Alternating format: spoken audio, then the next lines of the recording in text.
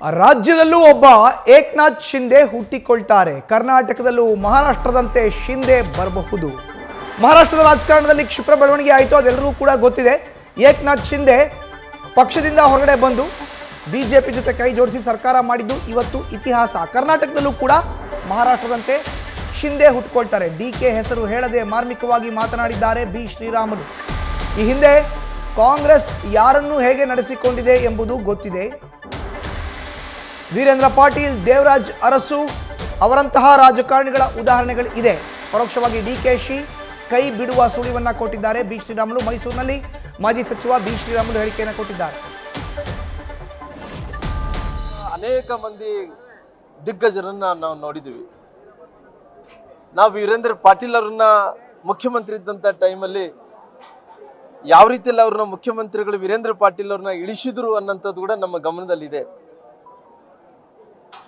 ಮುಖ್ಯಮಂತ್ರಿ ವೀರೇಂದ್ರ ಪಾಟೀಲ್ ಅವ್ರನ್ನ ಆವತ್ತಿನ ಸಂದರ್ಭದಲ್ಲಿ ಎಲ್ಲೋ ಒಂದು ಕಡೆ ಏರ್ಪೋರ್ಟ್ ಅಲ್ಲಿ ನಿರ್ಧಾರ ತಗೊಂಡು ವೀರೇಂದ್ರ ಪಾಟೀಲ್ ಅವರು ಮುಖ್ಯಮಂತ್ರಿನ ಇಳಿಸಂತ ಸನ್ನಿವೇಶವನ್ನು ಕೂಡ ನಾವು ಕಂಡಿದ್ದೇವೆ.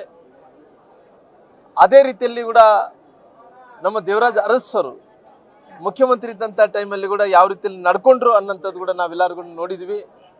ಅನೇಕ ದಿಗ್ಗಜರನ್ನು ನೋಡಿದಂಥ ಟೈಮಲ್ಲಿ ಬಹುಶಃ ಕರ್ನಾಟಕದಲ್ಲಿ ಕೂಡ ಆ ರೀತಿ ಏನನ್ನ ಯಾವ ರೀತಿಯಲ್ಲಿ ಮಹಾರಾಷ್ಟ್ರದಲ್ಲಿ